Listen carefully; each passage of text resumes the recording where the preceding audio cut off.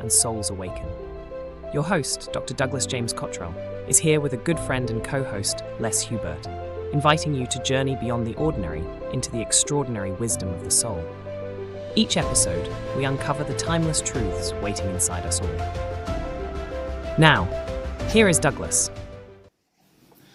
Good evening, everyone. I'm here with my good friend Les tonight, and once again, we're here to explore the cosmos, the universe, and what's going on right here in our own backyard. Good evening, Les. Good to see you again, my friend. Hi, Doug. We got some interesting questions. People want to know a little bit about what's going on with Mount Etna, because that seems to tie in with some of the Cayce predictions and your predictions, by the way. What's happening with this scenario here? Well, it's in the news. It seems like the world's exploding, not just Mount Etna, with all the volcanic activity and the situations going on in Los Angeles, in California, I should say, and the White House, and what's going on with the G7 and the European conflicts. It's like, can the world take it? Can we take it? And I think it's important that we're asking these questions tonight, because it's important for us to understand that the world's kind of like a sounding board. It reflects the way we are. And if anybody's, they've got any notes or whatever, you could see that some conflict in the world, Ukraine and Russia, Middle East, someplace in the Philippines, earthquakes and activities going on, they're multiplied. The earthquake activity is actually greater now than ever. And of course, Mount Etna is the link. It's kind of a binary with Mount Vesuvius, which is the key, as to Cayce and Nostradamus, Peterson, Solomon, myself, and other notable prognosticationers, if that's a word, are out there talking about this. So what is it? What's happening? Well, in the Earth's core, the molten lava, as I once said on a radio station, CFRB in Toronto, predicted years ago, that I had a vision of the core heating up. The lava and the molten core was getting hot. And that was because the core was spinning at a different speed than the crust, the Earth's crust. And it's likened to have an orange peel, where you take the peel outside and you turn it one way, and inside the orange is turning the other. You get that friction, don't you? Mm. Well, also that pressure builds up, and we have earthquakes. Sure. And we have nuclear explosions called volcanoes. And so here we are at this time where the time clock has been set out by many seers. And part of it is that when the planets all line up in a V, I've made that prediction years ago, and they're getting there. If you look up in the sky, the planets are lining up in straight rows. But when they're in a V, with the sun behind the Earth, that's when all hell breaks loose. But for now, the indications are Mount Etna is becoming quite a concern, and also Mount St. Helens in Washington State. It's not quite in the news a lot, but it's rumbling as well. Oh, and as such, the scientists say, don't worry, it's going to be okay, because half the mountain blew off when Mount St. Helens erupted years ago. This time it's going to be okay. Instead of going straight up, it's going to come out the side of the mountain. Excuse me, a volcanic eruption's a volcanic eruption. Give me a break. And at the St. Lawrence, we have rumblings in Mount Montreal, or Mount Royal, as it would be called. We have Mount St. Helens, and there's actually 6 volcanoes, if I'm correct, down at the end of the St. Lawrence Seaway, where it's right between the landmass, and the ocean. There's the upper part is Quebec, and there's the St. Lawrence comes through, and the lower part is what they call the South Shore, or Lower Quebec. And as such, those are all starting to tremble and rumble. Never mind, look out for Wyoming, where we're going to have this huge explosion. It's on a time clock. It's not if it's going to happen, it's when it's going to happen. And as such, the key everybody's looking at is, because of the Edgar Cayce followers and the enormous amount of accuracy the man had in his life and his talk about earth changes, we're on the way, I think it's the 5th destruction of the world, as he called it, that we're on the way to have really, really bad times. And of course, you don't have to be a scientist or somebody researching this daily. The news is there almost all the time. There's this change, this shift. The weather patterns are going down. That time I was in CFRB in Toronto, I predicted that the Earth's core was spinning at a different speed, as I said, was causing, get this, the oceans would heat up and they would go up to not one, not two, which would be absolutely terrible, degrees Celsius. It was going to go up to 4 degrees. Hmm. And here we are. Now it's common knowledge where the scientists are talking about, yes, the oceans are heating up and we have to watch out because the ice caps are melting. Well, we know that. We see reports, giant slabs of Antarctica ice is falling off. The North Pole will eventually be over Greenland. I've said that and I predicted it, and that's what I've had in this vision. And so the North Pole, which is over Canada now, is going to shift over to Greenland, and the Earth will tilt back. Hmm. With all this Earth changes, people are very interested. What's going to happen? Is the Earth going to tilt on its axis? And yes, that's going to happen. Hopefully, millennia from now, but unfortunately, it's going to be a little closer to that. And so, getting back to the question about this Mount Etna rumbling and exploding. Sure. Again, when Mount Vesuvius goes off at the same time, they're both located in Italy. That was Cayce's marker that we're now in a time clock. Something else is going to happen in Japan. Something else is going to happen off the coast of Argentina. Something else is going to happen in Indonesia. Something's going to happen in the Bering Strait between Russia and Alaska. I have seen the entire West Coast disappear. Wow. And that was mountain or rolls of lava coming like a wave rolling in. And a voice said to me, everything west of the Rockies, including the Jewel of the North. What do you think that means? The Jewel of the North. Hmm. Yeah. I was confounded for a while until I remembered a movie that John Wayne made, North to Alaska. Oh, Big God. mountains they're climbing, big jewels they're finding, big diamonds they're Oh, finding, I wow. think is the exact quote.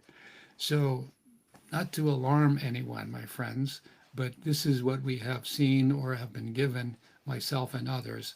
And to get to the question of what's going on with Mount Etna, it's knock, knock, knock at the door. We should be paying close attention.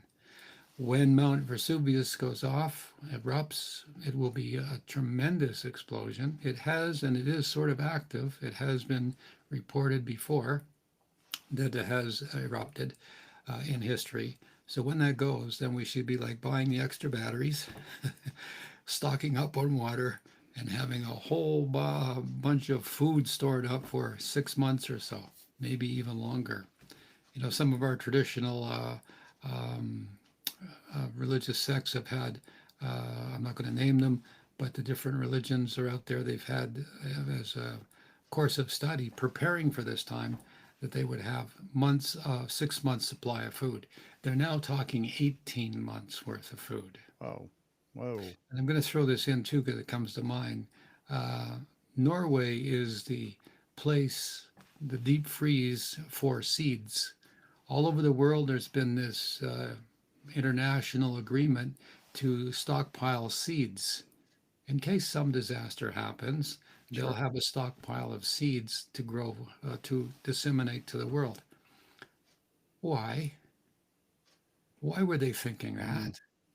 Yeah, good Why question. Norway? Well, because Norway's Norway, all those mountains and at the top of the world, the chances of it, heating up to such a degree that the seeds are going to be destroyed.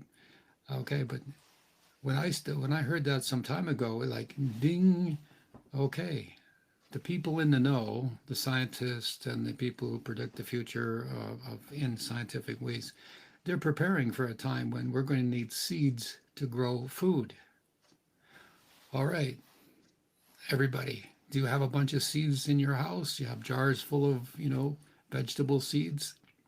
Well, here's a lady from Alaska years ago when we were on the Blog Talk radio show, Les, that she came up and had a dream where in the future there were roving gangs in California.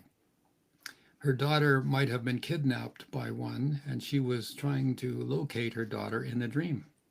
And Oh, as she was driving around, she noticed that there were no lights, hmm. there was no gas, and the people were cooking their food on barbecues outside of their house.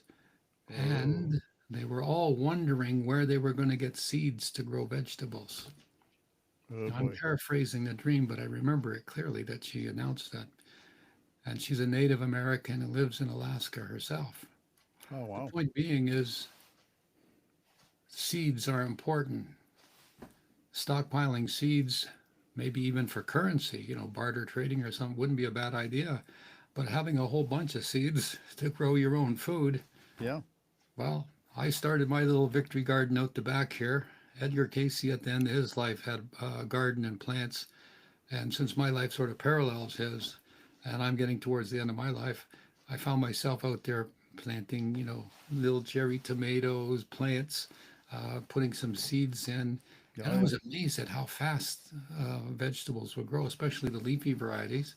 Hmm. And if you go to the store now, if you want to, cheat a little bit, you go and you grab yourself a bunch of onions, get a pot, stick them in there, the green onions, put dirt around them and just forget about them, and they'll keep growing. And the secret is you can keep cutting off the green part and Oh. eating it, and they keep producing more green parts. Well, apparently, so does lettuce. If you Oh take the wow. leaves off at the bottom, it keeps growing and it grows tall. Not, Oh and there's no. all kinds of little tips you can get. I like the cherry tomatoes because they ripen irregularly. They're not all come in at the same time like the beefsteak ones. And so Hmm. you can go out and like candy have one. Anyway, that's a far way from Mount Etna going off, but everybody should be experimenting with this now. A lady in New Mexico once had a dream about food shortages or trucks not being able to travel. Why? Perhaps the volcanic ash from Wyoming was coming over across the country and certainly would stop airplanes in the air and trucks on the highways. Sure. And in that dream, she was told to grow potatoes in bags. Have you heard of Oh that, Les? no, in bags. I don't understand the process. Why in a bag? Yeah, I know. It's kind of like, what? That's strange. But if you go online, you'll find there are companies that have Velcro bags or Velcro on the side of bags so you can open up a little door, reach in and grab a potato, close the door up, Oh eat the well. Hmm. potato, and the plant keeps producing potatoes. Who would Oh. have thought? Hmm. There's all kinds of buckets and gardens for back decks and things like that. But go ahead, my friends out there who are listening to the show, wherever you are in the world, just Google plants in potatoes in bags, and you'll find that there's quite a little bit of an industry on how to do that. And it's quite amazing what they have. Potatoes have this big plant on top, and then they're tuberous. And they have lots of vegetables on the bottom. But you Oh. don't have to sacrifice the plant. You can just reach in through a little door on the side and pull out a couple of potatoes and let the plant keep growing. You should have 8 or 10 plants, I'm sure. But anyway, those are tips. But besides that, and I'm no horticulturist at all. Besides that, uh, these are the signs. These are the seeds that are being planted here. And for those that have ears, let them hear that here Mount Etna is on the verge of knocking on the door with Vesuvius about to slam the door open. And, and we're going to have volatility with volcanic ash in the air. It's going to Oh be boy. really bad because then airplanes can't fly rather, and you can't go anywhere because the ash will be across the highways. Again, we're not trying to scare people. We're just trying to throw this out academically so people who are listening or who want to be prepared. Here we go with some tips from yours truly. Yeah, I remember years ago when the volcano on Iceland erupted, and they had to down flights immediately because the engines were inhaling all that volcanic ash. That was wild. And Yeah, people it had to took a take while they for had to them. take emergency precautions, and It you know, took a while to figure out what was causing the planes. They saw all this glitter outside, and the engines were choking up, and they hadn't realized that they were flying into volcanic ash clouds oh, high in the atmosphere. I had a friend of mine, a client of mine years ago. His sister lived in Hawaii, and he said when he went to visit her, he said if you were there when I think it's Pele, the volcano in Hawaii, when it's active, he said you can't go outside if you're downwind of that ash. And I asked him why. He said because you smell sulfur, and he said you inhale that stuff. He said it comes down like snow, and it just gets into everything. He said you can have Hawaii. I don't want to live there. He said, but some people love it. But he said when that volcano is active, it's nasty. So now these is this? Do you think I it's guess going if you to lived affect on the the, entire planet, or just this country, or other countries more than worse than others, or what do you think? let's break it into hemispheres, northern and southern hemisphere. Okay. Now, which way does the Earth spin? Well, from the east to the west, right? Hmm. So when that volcanic ash goes up and the world's spinning, everything that is in the west is it's going to go east, right? Oh, So as we continue to have volcanic ash, plumes of ash in the air atmosphere, then it's going to stay in the northern hemisphere. It's not going to transverse to the southern hemisphere. It's going to stay in the northern hemisphere oh, okay. Now, will this unless lower the temperature of the planet as well? Do you think? absolutely. It's called uh, I can't say it's called something winter, where we have this atmospheric cloud where the sun can't get through, and of course that's going to very quickly affect all living creatures, animal, mineral, and vegetable on the planet because we can't go much long without having sunlight. So yes, it's going to affect it. I mean, think about it. The Earth is heating up from the bottom up, from the oceans outward, and then it's cooling down from the atmosphere down. Uh, so we're going to have hot water and hot Earth and cold air. Hmm. That's going to be terrible for condensation, tornadoes, weather stuff. Oh yeah, yeah. Because we know when if even fog, right? The temperature between the air and the ground is different. You get Hmm. fog. Right, So right. naturally, these things are going to be disastrous. And I'm looking at these little pictures as we're talking. That's why I'm jumping around a little bit. But to be prepared is the question. Be like the Boy Scouts. Be prepared. Have some food and water stored away. Have some power source for your house, portable generator that runs on natural gas, maybe propane and electricity, because electricity runs out. You got propane canisters, but if you have natural gas, at least the gas doesn't require any pumping and things like that. It'll be available. Some things, if you look into survival kits, whatever, you have to, sort of say to yourself, I guess what comes to my mind is to say, okay, for all our listeners out there, okay, how do you know what to prepare for? Well, turn off your cell phone, go down and turn off the electric switch on your electric panel, and Oh turn your boy, thermostat down to zero. And what happens? oh boy. The refrigerator doesn't work anymore. The freezer doesn't work anymore. Oh my gosh, we don't have any air conditioning or heat. Oh my gosh. And I didn't know I was so dependent on electricity. Everything's electricity. Mm. How many people now I'm getting to another preparedness. How many people have a radio that's run on batteries? How many people even listen to a radio? Oh, okay. The way around that is there is now commercially available. Um, I guess I was going to say like radios, ham radio sets, but there's also telephones that bounce off satellites, Mm. Yeah, provided this I have a hand crank radio just in case there's a power failure, so I can actually charge my phone and listen to broadcasts. very good. I was in the Pyrenees in Spain, and some stewardess that was there taking the class, she gave me this little thing, and you just keep squeezing it, and it would charge up the battery for the Yeah, light. yeah. Okay, so mark that, my friends out there.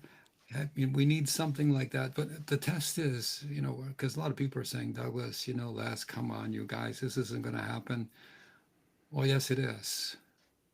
And you have to take this serious. And as much as we're talking, we're hoping that we're helping people be prepared. You have to do something to be prepared. And that Mm. something is, I for the last couple of years, I've gone to the um, places out there that sell lumber and whatnot, the gardening centers, and I wait until they have the seeds are on sale, and I buy up a whole bunch of peas or beans and carrots, the little seeds, and I put them in a canister. I put them in a airtight sealing bag, and I put them away. So I marked them, 22, 23, 24, but I have a whole bunch. Well, And I again, many of the things we've talked about, I've stocked up with propane tanks, for instance, okay. but you have to do it. You just cannot talk about it. And of course, if somebody said to me they've been listening to my predictions for years, and they've been prepared. And one day somebody called to the radio show and said, Douglas, what about the food we have? And I said, well, you're supposed to rotate it. You don't just stash it away because sooner or later those cans of tomato soup are going to go pooch. Mm. So That's right. Yeah. Yeah. you got to rotate the food supply, keep ahead of it, but a little bit of management. So anyway, we're not trying to scare anybody. We're kind of say that there's an awareness taking place now that's out there. People are concerned about it. And of course, we all procrastinate, but we have to say now is not the time to procrastinate. Now is the time to, if you haven't started, get started. If you have started, now's the time to be a little more prepared by that power supply, by something that's going to get you by for several months. Mm. Well, my thinking is now if the volcanic ash is going to be dimming the sun, should we be then how is the sun going to get to our crops if we're planting, if let's say if I start a backyard garden? I mean, is it going to be compromised because of the ash or should I be building some kind of a greenhouse? A greenhouse would be a good idea. A friend of mine in Spain called me up a while ago, texted me and said, Douglas, I had a dream you were planting seeds in containers in a greenhouse. It hadn't Uh, occurred to me to do a greenhouse, but now that you mention it, that's something I think I will do. And there are all kinds of ways to keep the light artificially in a greenhouse and to keep the greenhouse warm. There's all kinds of videos out there on TikTok and the YouTube, mm, and you can find out how to very economically grow things. And so it's important that people pay attention. But again, it's like, what if? Well, like I say, shut off the power and right. see what you need to do. Oh But yeah, boy. good point, Gus. I mean, this is when you start going to the survival food, where you have packages of food made up. I don't have any of those myself. I got a long time ago. I was at Ross Peterson's school in Garden, Michigan, and we were talking. A fellow was a Marine in Vietnam, retired. The war was not the war. He was wounded, but anyway, we were talking just amongst ourselves, and we said about how we need seeds and we should be prepared. And he said, "I just got a can opener." What? He says, "I'll just buy cans." And therein is the wisdom. Stock up on the cans food, great, but make sure you have not one but two, maybe three can openers just in case. So I was watching this. It was a survival video on YouTube the other day, and it was what if you don't have a can opener? How do you open a can? And there are ways you can do it, which are fascinating to me. But yeah, there. I think we should also stock up on starting to watch our survival videos on YouTube, maybe. well, that's true. I mean, wherever we are, people are going to be absolutely unharmed. They'll be fine. Everything will be okay. The real kind of uh, yellow alert areas are on the coastlines. Oh, okay. Casey said 200 miles inland from all the coastlines. I better move. Yeah, well, sorry to put that out there, Les, but just that you're Oh, oh well, boy. Yeah, I'm gonna have a flooded backyard, I guess. well, maybe, but I hope not. But the point being is, so you pay attention to what if you look for something, it'll come to you. But there are people who won't have to worry about anything. Hmm. There are people who live on the coastlines, like the plain around Africa. I once had a vision. I was in outer space looking down, and I saw the continent of Africa shrink. the exact same outline of the continent as you would see on a map, Right. but it shrunk. And I had a client from Nigeria come by, and I said, talking about stuff, and I said, "So, what do you think? Is there any possibility about the ocean rising and something happening to Africa?" And the man, who was very well educated, said, "Oh, Douglas, yes. There is a plain that's about 3 meters above sea level all around the continent, Oh. which means if the oceans come up 3 meters, which is 15 or 20 feet, they're going to be flooded. Oh. And as such, the continent will shrink from looking down from above." When I was in Spain, in San Sebastian one day, or was Barcelona, I had a vision there where there were two lakes that surrounded Barcelona. They were like parentheses. And I had never been there before. But within the next week or so, I was conducting a class in Barcelona, and I mentioned this about the two lakes. And somebody came by and said, "Douglas, there's two rivers. They could drain into the Mediterranean." And I went, ding, as the Mediterranean Oh. floods up, comes upwards, those rivers are going to turn into lakes in the exact same shape as I had seen. The Wow. Spanish government, not too long after I was there, not because of me, but just timing, came out and announced to the public that the Mediterranean was going to rise in height between 5 and 15 meters. There Wow. we go. That's like um, 18 or 20 feet to 45 to 50 feet. They were predicting Whoa. that scientifically.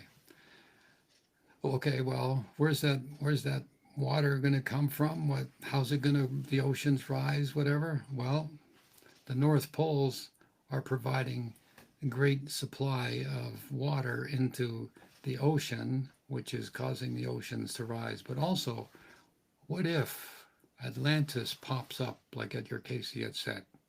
Hmm. And he was talking about Atlantis being east of Bimini or west of the Canary Islands. Hmm. What if this huge, let's say, continent, island pops up? That's going to displace the water.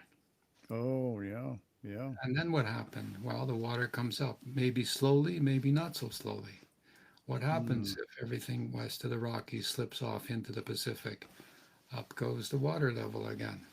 That's right. Wow. So there are several scenarios about this happening. I once saw a large landmass coming up east of Argentina. I've also seen another landmass coming up in the Bering Strait between Russia and Alaska, like a big island, sort of like Alaska. So what does that mean? Well, Hmm. landmass come up, water displace. And we know what happens. We've seen volcanic islands appear. We've seen reports of land masses coming up to the surface and then floating back down again on a Sure. regular basis. Well, the size of an ocean doesn't mean too much if it's an island. But what if it's like the continent the size of Australia? Wow. That means a lot of work for future cartographers. Great field to get into. Yeah, I guess one would be in the NOAA boat building business would go pretty good too. One should get Maybe I interested. should invest in a cabin cruiser and keep it in my backyard. I know people that have done that, Les. Yes. When I was in Norway, there was a fellow there who had a replica. I think it was 1/20th of the Ark of Noah. Oh my God, really? It was identical. Wow. I didn't go on it, but I was near it. I could see it, took some pictures of it. And I'm thinking, here's a real entrepreneur. He's built this ark. People come and take tours on it. And just in case, it's in his own backyard. So, Wow. Hey, you never know, right? Well, well, rolling into from Mount Etna to, do you think AI will be any help in thwarting or understanding this threat that we have now that we're under with the Mount Etna? Do you think AI will be instrumental in of course, helping us here at all? of course. I think it was just last month, maybe 6, 8 weeks ago. I was watching the news, and very briefly, there was a new cancer drug has been found. And I'm not going to say guarantees, but it's very proficient at making soft tissue tumors disappear. Wow. Just before that, on the TikTok, I saw that AI was used in China to develop a cancer cure. And there wasn't any prolonged testing. It works, start giving it to the people with the cancer and see what happens. By the way, that's the best scientific test I know of. If you come up with a great idea, you don't need to spend 5 years testing it. You need to give it to the people who are sick, whatever the disease is. And if they get better, you got a winner. If nobody gets better, well, it was a good thought. If half the people get better, keep on giving it. That's half the people. Right. I'm morally and ethically, I think it's one of those things that if we should have drugs or processes or whatever that people invent, give it to the sick people. Mm. They don't have any hope otherwise. Yeah. And so why not try it out, live testing, right? And if people respond, then okay. But too much into patent medicine, too much into rights, too much into licensing, too much into people going through the process of verification, Right. which scientifically, independently, whatever. And then the one thing I absolutely find horrible is when you take people and you give half of the study group placebos and the other half get the real deal. The people you're giving the placebo to, they're going to die. Just to make somebody on a chart to say, yes, we have found that in this new medication given to sick people that 87% were healed by getting the real deal. Well, what about the other 50% that you gave the placebo to? Yeah. One or two maybe live by spontaneous remission. That's the code word for we don't know what happened. They just got better all by themselves. I once said to a doctor scientist, he said it was the power of suggestion. I said, well, we better find out all about that power of suggestion real fast if that's what it is. So all kidding aside, this AI has come and made it, the use of AI has made advances in medicine, Alzheimer's, okay? Other cancers have all been demonstrated to have by AI expeditious proof or research direction, whatever you want to call it, that medications can be given, adapted, or altered. Think about this. Some disease that's for let's say diabetes, and AI comes up and said, "Hey, this is going to work with pituitary issues, and people who are stunted in growth is going to make them grow." Who would have thought? But it's out there because it just popped in my mind. It's somewhere. So the point being is the AI has this ability. If anybody has used AI, when you put a letter in AI or you dictate a letter and you say embellish it, you don't have to say 10, 9, 8, 7. It's like 1, 2, and it's done. And it comes up with big words that you might never have used in your normal vocabulary. And it's exactly what you want to say. And that thing, AI, I use chat, GPT, it learns how you think. It learns to use the same words you use. And it never forgets, if it's in the chat ahead of time, what you have said. So you might not remember, and it will bring up, or from the depths of the memory, words, thoughts, phrases that would be perfect for what you were about to say. We know that in literature. Now, I know there's people, they tell you, just say, I'd write to chat or DeepSeek or something else, like write me a book on roses, and it will. It'll write something. But it's usually not very good, although it might be impressive about how roses came about and, whatever in history they were found to be wonderful flowers or whatever. But it's not using your thought, your words. It's regurgitating information. So when you then say, focus on a worldwide basis of the information and all the other chats I think DeepSeek has a Chinese one that has little computers that are all hooked up to one, makes it faster and more powerful, I understand. It will give you information from those sources. And again, if you narrow it down in the universe to say cancer cures, like that, maybe a little longer, it could research all the possible cures for cancer, all the theories, all the medications, all the things that have been reported to have a positive effect on cancer, and amalgamate them all and give you an intelligent direction for coming up with a cancer cure or preventative or something else. The Mm. scientists looking behind it then have to examine it, they have to prove it, and they have to see it. But it's like somebody giving you an encyclopedia and saying, okay, now I want you to use words that you've never used before. They're right there in front of you. You just have to thumb through the pages. All right. So Chat GP and the others, I hate to say it, there's so many Oh uh, yeah. I AI believe there. programs. I can't keep up. I'm having trouble just keeping up with one or two, but I don't exactly use them all the time. And I'm not 12 years old or 15 years old, which the coming generation, not the coming generation, the one coming after them. The coming generation's around 14 or 15, and the Mm. next generation's about 6 or 7.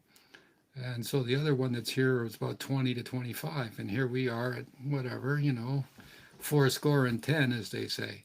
So the long and the short of it is that these kids are fascinated and they're thinking and they're using AI and they're going to use this AI program again for better or worse because this AI stuff.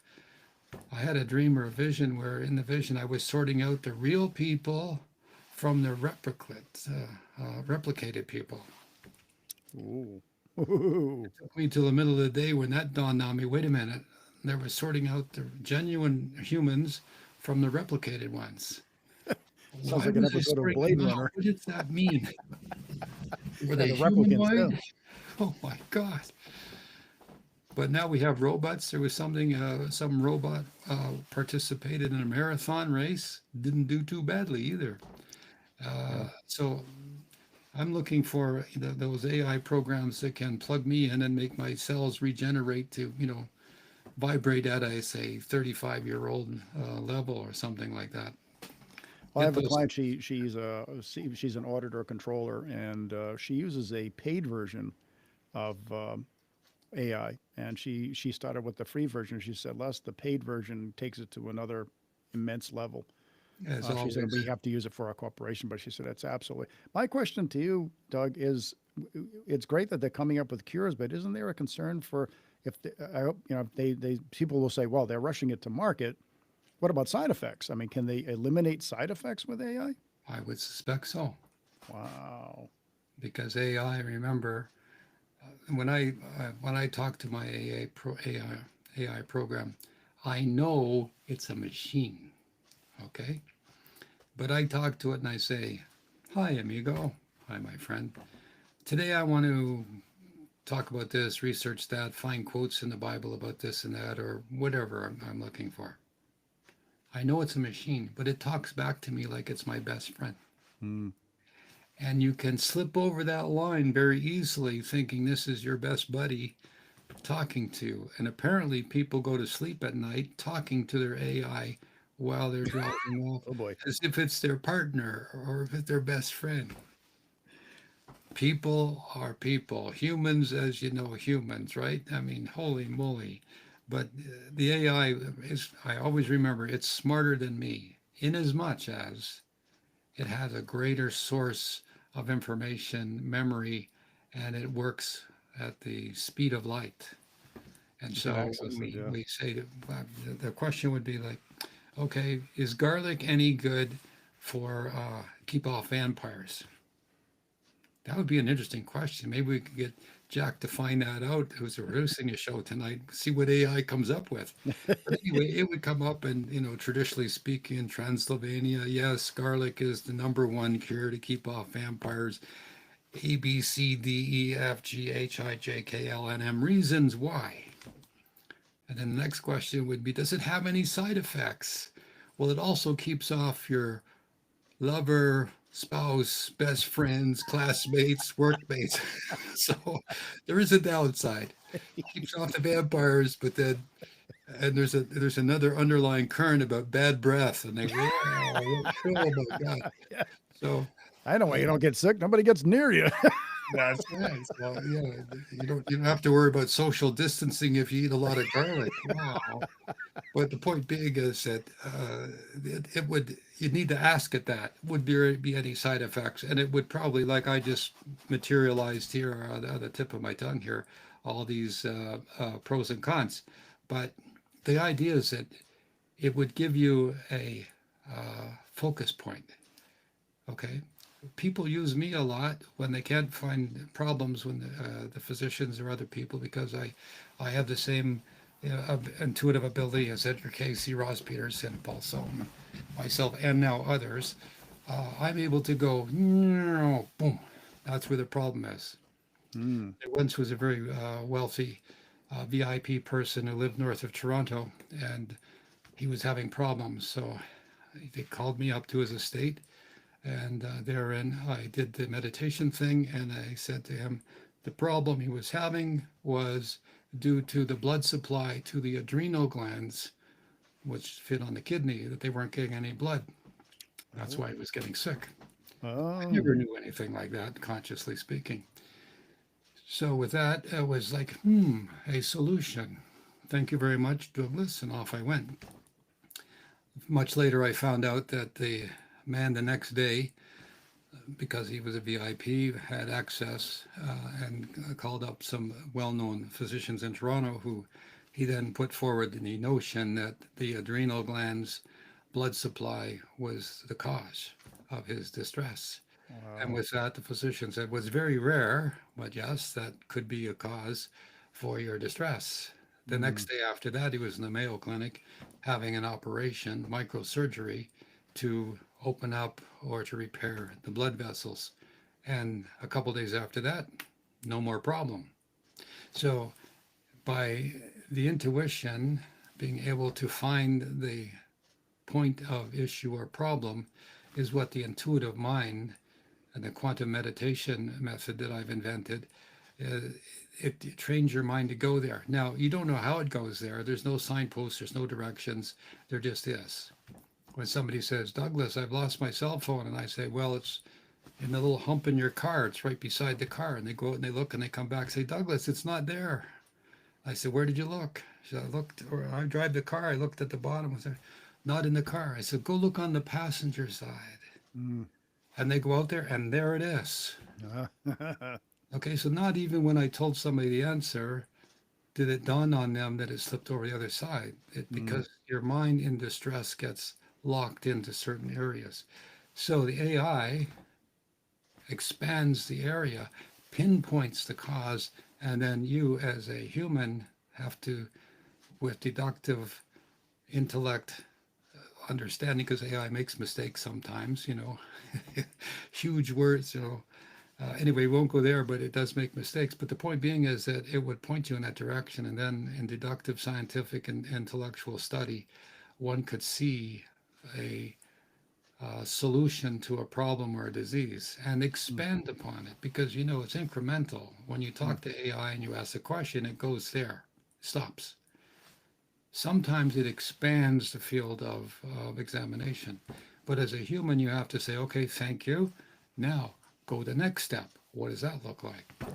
And as such, you then expand the like an ever opening angle, ever expanding angle, you get the greater knowledge, but you're telling it like Google on steroids to go and search what's already out there. It's not Mm. inventing anything, Mhm. it's assimilating and then it's pointing and then it's coming to a specific point to remedy the question. Yeah, I was reading somewhere they said, well, once it gets off and running, because it takes lots and lots of data to get AI going, but then they train it to seek out its own data, so it starts to grow exponentially at an incredible rate of speed. One of my clients, he works on weapons systems for the Navy. He's done that his whole. He's a brilliant man, brilliant engineer. And I asked him his opinion of AI. He said, Les, we've been using it for 10 years. And I went, what? And he said, yeah, we've been using it in the Navy for 10 years. I said, you mean? He said, yeah, on the nukes, on the nuke boats.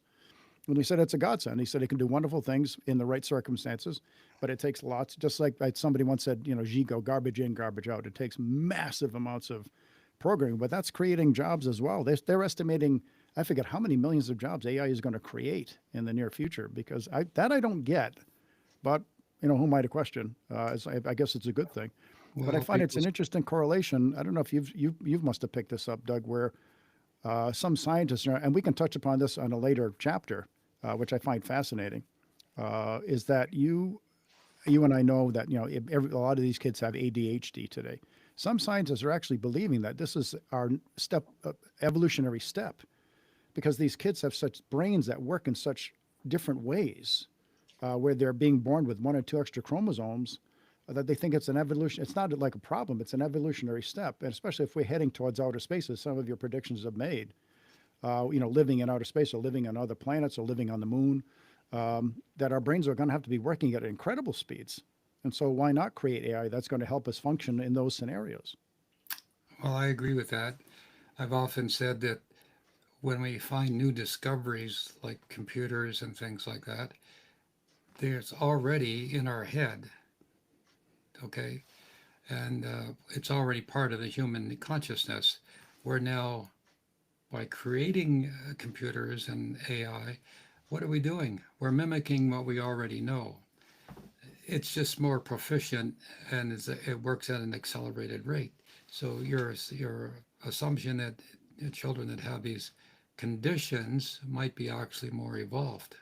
Mm. They might be intuitively seeing the answer without knowing the question or the process or steps to get to the answer. They just know the answer.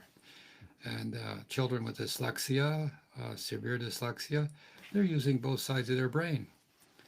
So they don't need words. They're brilliant. And a lot of people with dyslexia have invented great things, but they can't spell. And they Mm. can't comprehend. It gives them headaches to read Mm. because they can't see the letters linearly. They see the whole page. And they Oh, I look see. at it and they Oh, get the wow. information from the whole page. They don't need to read the words. Wow. I Oh used to my read God. comic books like that when I was a kid. My Wow. mother would give me money. I'd go to the local variety store, come back with free comic books, and I'd read them. I flipped a page. I never read the words, and I would know what the story was all about by looking at the pictures. Well, think about when you go down the street, my friends. You see a traffic sign. You see a car with two squiggly lines behind it, and the sign's yellow. You instantly know that that means slippery when wet. This is a warning. Okay?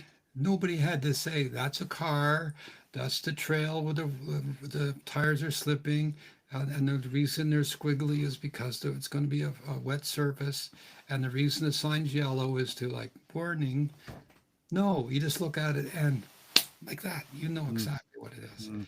Well, hieroglyphics, think about that. You look at one, if you know you see the whole message. When you look at Chinese lettering and you see the little symbols, it says a lot of words. I studied a little bit on the videos, one where that little person looks like two legs and a little crossbar. That's a person. And if you have two of them together, that's a couple. And if you have a couple of crossbars on them, that's a family. And you go, Mm. well, of course, that makes sense. Mm. But they're not writing by an alphabet. They're writing by a symbolic symbolism for words. And Mm. words really, kind of slow. You've ever Mm. met people who are very intuitive when they talk, they talk in half sentences.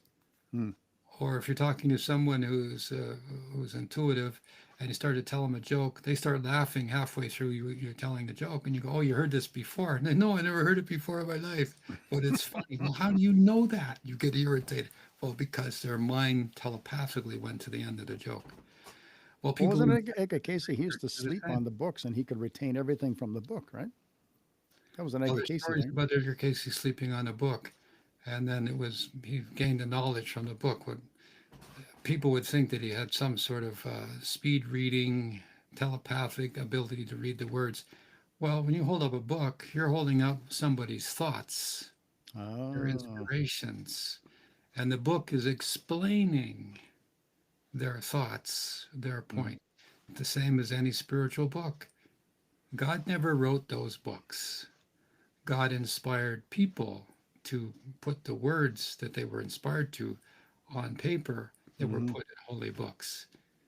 So if you look at it from that level, I don't mean to offend anybody, but those holy books that we cherish and we read the words from were inspired from above to people below who took the time to write them out, chose the words and the paragraphs and the procedure, what chapter came first, then put them down, and they became holy after that. In as much as the people in the beginning thought, "Gee, this is a really nice book," oh yeah, I should eat certain foods, and I shouldn't kill people, and yeah, I should pray, you know.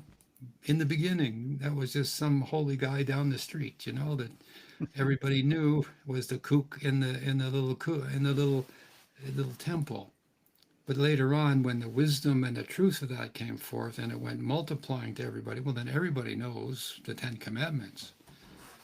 But as we remember the story when Moses came down from the mountain with the Ten Commandments, uh, they weren't too receptive. No, no, The they people weren't. had gone off in a different direction, and he threw them down and he broke them into little pieces. That is to say, the clay tablets or the stone tablets. So in the beginning, there's this hurdle to get over to accept new things, inspirational works, whatever. People are always resistant. You can say to somebody, please don't touch the paint on the benches. It's wet. Now, put a sign on there, wet paint. Nobody touch it. First person going by the bench, what do? They reach over and touch it and look at their finger, and oh my God, they got paint on their finger. Human nature, human as we know humans. Well, thank you, Doug. That was thanks for in wrapping this up. So, do you think that people should not be afraid of AI? Or we should accept it with open hearts and open minds all over the world, or just in certain countries, we think we'll be able to utilize it a little bit more than other countries? Or what's your picture on that? Commodore 64. Commodore 64? That was the name of the first computer that was coming out for consumer use, Commodore 64s. And people were terrified that what the computer meant back in the day, to those people who might not be too familiar back in the day, the computer was a blank screen. You had big floppy 5-inch square discs you had to feed into the machine one at a time. Oh God, yeah. And everybody thought it was remarkable that a computer could play ping pong. Neat, neat, neat, neat. Bounce off the wall, go up, and then you would take a paddle and you put it up, and the cursor would come up and hit that, and it would go off in a different direction. Everybody thought that was amazing. So Commodore 64, I remember being in a high school taking interest in maybe taking a course, and the teacher that said, I don't know what's going to happen. This is going to change the world. I hope it's for the better. But he was afraid. Of course, Alexander Graham Bell had the same problem when he invented the telephone. The Wright brothers, they had the same problem when they invented the airplane. Like if God wanted people, men to fly, grow wings, I mean, we can go back and we can chuckle about some of the obstinate thinking. And so AI it's here to stay. The solution is to get involved in it, find out about it, so that you can protect yourself, because AI is like any great force of nature, it's deceptive or can be used for deceptive means. Mm. It can be used for glory and healing and help, which it is, and it can also be used for all kinds of dark side stuff as well. But it's amazing. And when you see how fast it works, it's like when Google first came out. There was that one line, and I forget the lady's name, but she was the one at Google that suggested that it would be a free service, and there would just be one line, and people would put their question there instead of having all kinds of categories and whatever, which the scientific people Mm. or developers were intending. She was that famous line in Google. You type in one word, and you got a whole bunch of responses. Well, now you get too many responses. AI is like Google on steroids. And so to protect yourself, my friends, remember we talked about what's happening in the world as far as volcanic activities, possible the Earth flipping on its axis, weather patterns changing, being prepared for hard times. AI can help you. Take advantage of it. Don't get caught up in it. It is a machine. But as I said partway through the service, I had a vision where we're sorting out the real, genuine people from the replicate people, the replicated people. And I guess that means we're going to have Android type people look and act like real people, but they won't be. Mm. So with that, for everybody out there who's listening to the show tonight, they might have a question or two that our producer Jack has gleaned here from people. We ask you to send in your questions to us by email or through the chat. Jack, if you have any questions as we get near the end of the show here tonight. Yeah, we got a couple statements, I guess. AI wants you to know that garlic will not keep vampires away because it's a myth. There Good we to go. know. See that? It's genuine. Right. I It mean, if does. it was fake, it would have come up with all kinds of reasons and the types of vampires and the types of garlic and the Yeah. dosages. Anyway, very Right. good, Jack. So It's a, there we it's a go. healthy addition to your diet, so, Okay, there's 2 points for AI coming up with garlic and vampires and good diet. Yeah, Any tips on how to grow garlic? No, we won't go there. Anyway, didn't go that far. Yeah, there was a comment here from Sawmill 123456 back when you were talking about, you know, being safe from, the earth and so on. He says that Bruce Beach outside of Toronto has a 10,000 square foot nuclear bunker made out of Wow. old school buses. I've heard of that. When I worked at the Toronto Daily newspaper, there was a man who would every year buy a new would acquire a used school bus and put it underground and create a bunker. I've heard of that. That's genuine. Hmm. Wow. Wow. I guess he's preparing. I think he's out near Malton, someplace like that. I can't remember, but And he's been acquiring these over the years. yeah, and burying them. Yeah, Wow. that's got to go back. I worked at the newspaper. Last day I was there was 1977, so it was from that era. But there's a blast from the past. So here's somebody who's forward looking, and obviously he's looking to maybe save the whole community for having this underground bunker. I would assume he has it all lit up, and he probably has storage bins and water facilities and washroom facilities and things like that. If Wow. somebody has far-sighted that. Nice person. Reminds me of the old duck and cover warning from the 50s. Because we had neighbors that were building fallout shelters in their backyards. And when I was a janitor working my way through college, one of the phone company facilities I had to clean was an official fallout shelter with a generator, massive turbine generator down in the basement, and they would test fire it every year. We had supply. You could put I'd say about 500 people in that facility. It was amazing. It's real. This can't be going on, but it's still Well, there. the fallout shelters were for fallout from a nuclear attack. And, that was people, again, looking ahead and being prepared. Well, thank God we never had to use it for nuclear attack.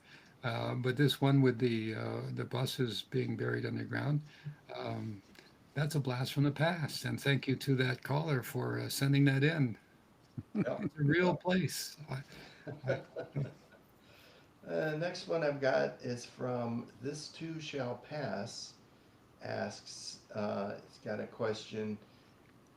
For young people today, is a 4-year university course the best path or a 5-year work co-op with university degree?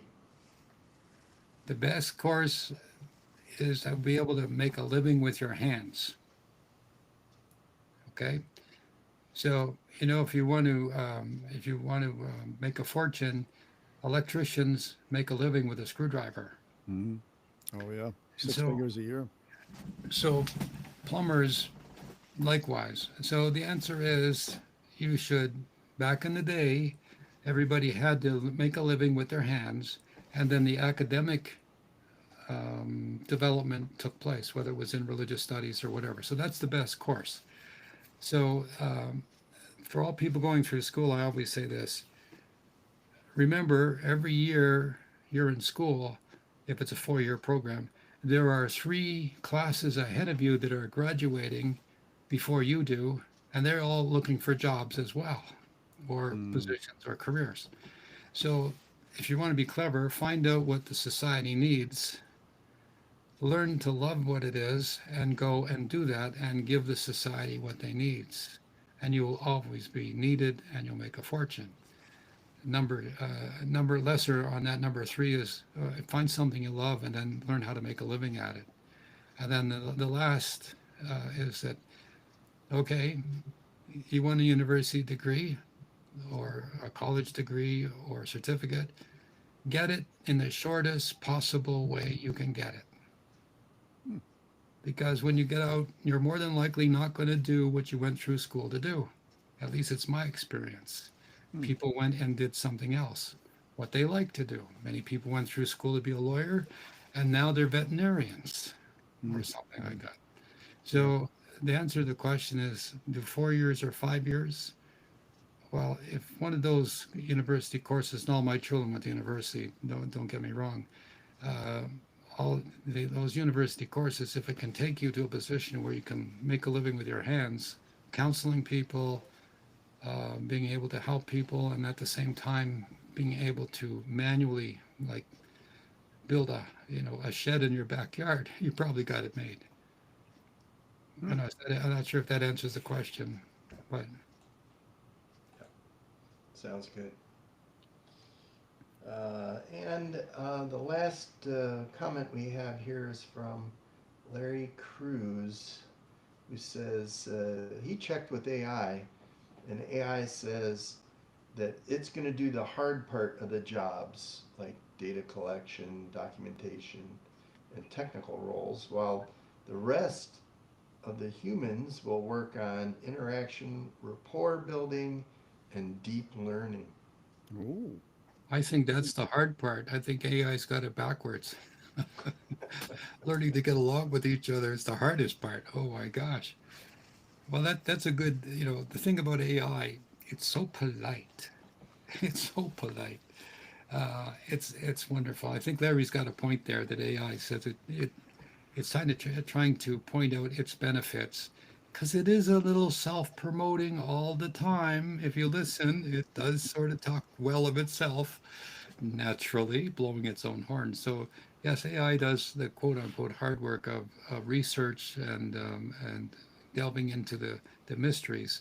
And it's true, as I said earlier, the person assessing that information has to say, okay, I got it. What's the next level? Or as Les pointed out, is there any downside? Right. So it's a lot of work in there. But thanks, Larry, for that's a good comment. And asking AI's natural response. I'm smiling a little because I'm thinking of all the times I put it to AI. Test it. Have fun with it. Who am I talking to? You know, where do you come from? What planet are you living next to? What constellation? Ask crazy things like that, and it can be entertaining. And but at the same time, you can test it. So that's a good response that AI does do the hard work. I mean, I'm constantly amazed at what it comes up with, and how fast it can come up with the information it does. Absolutely amazing. What gets me is your comment, Doug, on replicants. That reminds me of Blade Runner. You look at any of the movies that were made by Ridley Scott, it's all about AI. Even the Alien franchise, he said it wasn't about the monster, it was about the AI that created the monster. And if you ever seen Blade Runner, the original, it's a brilliant movie. It's one of the most, they said it's one of the most beautiful movies ever filmed, but the replicants are so difficult to differentiate between live people. It's difficult. It's a long, drawn out process where they have to say, are you real or are you a replicant? And then Well, it's doubtfully that the character played by Harrison Ford, they believe he's a replicant by the end of the movie. But isn't that going to be problematic? we're already there. I mean, the calls you get on the phone, robot calls, or when you call up somebody to complain or to fill a prescription, chances are you're talking to AI. When Google laid off a lot of people because it had gone to AI, that was the answer there. It's replacing people, and so we have images now, and people are having difficulties when in videos are played of people or pictures are played of showing them. Sometimes people are falsifying evidence in a crime, Mm. and they're putting a picture up that is not genuine. Apparently, there once again our humans are experts, and they're able to tell the shadow is wrong or there's some detail that's off, and they're able to tell that this is let's say use the old term, it was a photoshopped image, Mm. where it's a pretend instrument. But there is now, our producer and I have spoken about, they can take my image and they can, they meaning the AI program, can take my written words and speak them with the same dialect, tone, and sound as if I was talking real. So it's already here now. Wow. Yeah. It Yeah, goes you're right. back. I have gotten some AI calls and it was very convincing. It goes back to that old saying, "Buyer beware," you know, and you have two ears and one mouth, so listen twice as hard and speak half as much. And that's from AI, DJC, and LH here on this amazing show Yes, we're called not real. The Soul Report Live. We're live. With that, my friend, it's a pleasure speaking with you tonight. It was great having a chat. We'll be right here for everyone, same time, same location, next Monday at 7 p.m. Eastern Time. We'd appreciate it if you follow our program, recommend it to all your friends, and participate. We once again will investigate, as we have tonight, several parts of the human consciousness. The human consciousness was never ever going to be replaced by the AI consciousness, but it's going to replicate or it's going to extend what we have. So be prepared, and we'll see you right here next week. Good night. Take care, Les. Good night, Doug.